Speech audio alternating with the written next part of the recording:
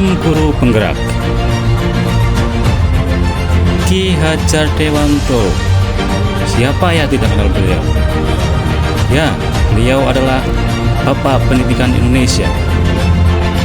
Tapi meskipun semua orang Indonesia mengenal Bapak Ki Hajar Dewantoro adalah Bapak Pendidikan Indonesia, apakah kita memahami filosofi pendidikan nasional yang diprakarsai oleh Ki Hajar Dewantoro? Jangan kemana-mana, mari kita bahas itu sekarang.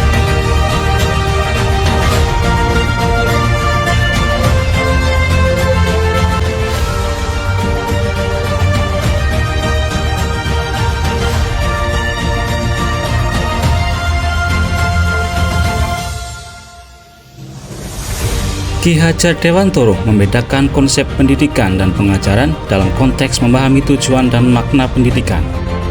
Bagi Ki Hajar Dewantoro, pengajaran atau outreach adalah bagian dari proses pendidikan yang mengajarkan pengetahuan dan keterampilan praktis bagi kehidupan anak secara fisik dan spiritual.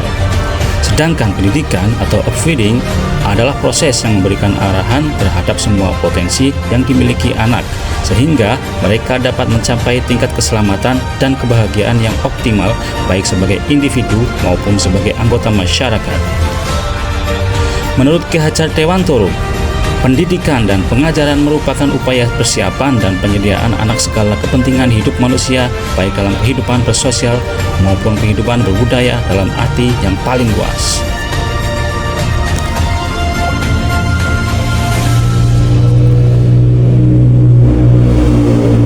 Tujuan dari pengajaran dan pendidikan yang bermanfaat bagi kehidupan bersama adalah untuk membebaskan manusia sebagai bagian dari kesatuan masyarakat.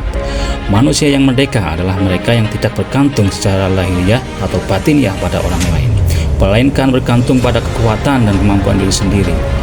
Pendidikan menciptakan lingkungan di mana murid dapat tumbuh secara menyeluruh, sehingga mereka dapat menghormati diri sendiri dan orang lain dan menjadi mandiri. Dengan potensi alaminya, murid dipandu untuk mampu mengatur kehidupannya tanpa perlu diatur oleh orang lain. Ki Hajar Dewantoro menjelaskan bahwa tujuan utama pendidikan adalah mengarahkan semua potensi yang dimiliki anak-anak agar mereka mencapai tingkat keselamatan dan kebahagiaan yang optimal, baik sebagai individu maupun sebagai anggota masyarakat. Oleh karena itu, peran pendidik adalah untuk membimbing pertumbuhan dan kehidupan dari kekuatan roh kodrat yang dimiliki anak-anak, sehingga mereka dapat memperbaiki perilaku hidup mereka tanpa mengubah hakikatnya. Dalam mengarahkan perilaku dan pertumbuhan kodrat anak, Ki Hajar Dewantoro menggunakan perumpamaan peran pendidik seperti seorang petani atau tukang kebun. Anak-anak diibaratkan sebagai biji tanaman yang ditanam dan dirawat oleh petani atau tukang kebun di lahan yang telah disiapkan, seperti biji jagung yang ditanam di tanah subur dengan sinar matahari yang cukup dan pengairan yang baik.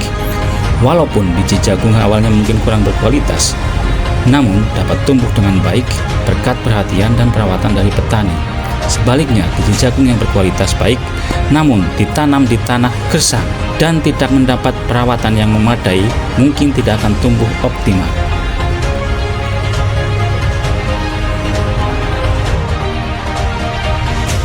Dalam proses membimbing, anak diberi kebebasan, tetapi pendidik berperan sebagai pemimpin yang memberikan arahan dan bimbingan agar anak-anak tidak tersesat dan tidak membahayakan diri mereka sendiri. Pendidik membantu anak untuk menemukan kemerdekaan mereka dalam belajar, dengan kesadaran bahwa kemerdekaan individu juga berpengaruh pada kemerdekaan individu lainnya serta kehidupan bersama dalam masyarakat.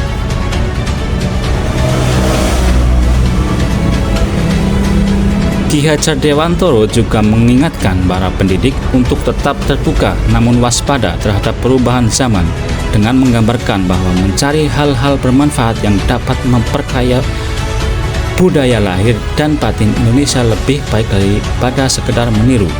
Kekuatan sosiokultural menjadi proses untuk menguatkan kekuatan kodrat anak yang masih dalam tahap awal, sehingga pendidikan bertujuan untuk membantu anak-anak mengembangkan potensi mereka dan memperbaiki perilaku mereka untuk menjadi manusia utuh.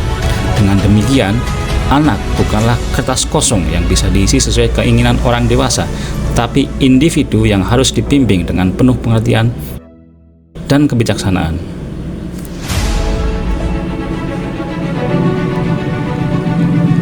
Ki Hajar Dewantoro menjelaskan bahwa dasar pendidikan anak berhubungan dengan kodrat alam dan kodrat zaman. Kodrat alam berkaitan dengan sifat dan bentuk lingkungan anak berada, sedangkan kodrat zaman berkaitan dengan isi dan irama. Ki Hajar Dewantoro mengolaborasi pendidikan terkait kodrat alam dan kodrat zaman seperti ini. Dalam melakukan pembaruan yang terpadu, hendaknya selalu diingat bahwa segala kepentingan anak-anak didik, baik mengenai hidup diri pribadinya maupun hidup kemasyarakatannya, jangan sampai meninggalkan segala kepentingan yang berhubungan dengan kodrat keadaan, baik pada alam maupun zaman. Sementara itu, segala bentuk, isi, dan wirama, yakni cara mewujudkannya hidup dan penghidupannya seperti demikian, hendaknya selalu disesuaikan dengan dasar-dasar dan asas hidup kebangsaan yang bernilai dan tidak bertentangan dengan sifat kemanusiaan.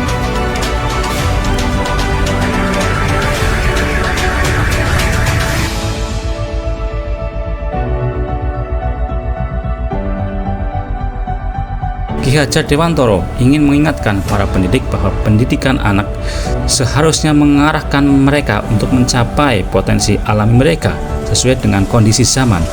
Di era saat ini, pendidikan sangat menekankan pada kemampuan anak mengembangkan keterampilan abad ke-21. Namun demikian, dalam memahami potensi alam, konteks sosial budaya murid di wilayah Indonesia Barat tentu berbeda dengan murid di Indonesia Timur atau Tengah. Dalam konteks pendidikan global, Ki Hajar Dewantoro menekankan bahwa pengaruh dari luar harus disaring sedemikian rupa sehingga nilai-nilai lokal dan kearifan budaya Indonesia tetap terjaga. Oleh karena itu, isi dan pendekatan pendidikan seharusnya tidak bertentangan dengan nilai-nilai kemanusiaan dan konteks sosial budaya yang ada di Indonesia.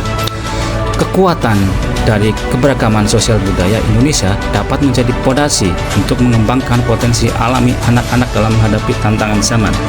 Dengan demikian, Ki Hajar Dewantoro mengajak pendidik untuk memahami dan menghargai kodrat alam dan zaman dalam upaya mendidik anak sehingga mereka dapat tumbuh dan berkembang sesuai dengan potensi terbaik mereka dalam konteks yang relevan dan bermakna bagi kehidupan mereka di masa depan.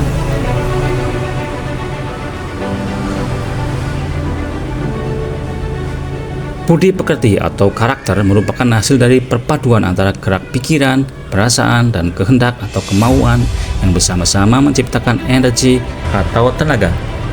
Budi pekerti juga bisa diinterpretasikan sebagai gabungan antara cipta, aspek kognitif, karsa, aspek afektif, yang kemudian menghasilkan karya, aspek psikomotorik. Dalam keluarga, anak dapat menemukan teladan, arahan, dan pengajaran dari orang tua, interaksi sosial antara anggota keluarga seperti antara kakak dan adik, membantu menciptakan kemandirian karena mereka belajar satu sama lain dalam menyelesaikan masalah yang dihadapi. Oleh karena itu, peran orang tua sebagai guru, pemandu, dan contoh teladan sangat penting dalam pembentukan karakter yang baik pada anak. Dengan demikian, budi pekerti tidak hanya melatih anak untuk memilih kesadaran diri yang utuh sebagai individu atau kemerdekaan diri, tetapi juga untuk memahami dan menghargai kemerdekaan orang lain dalam konteks hubungan sosial mereka.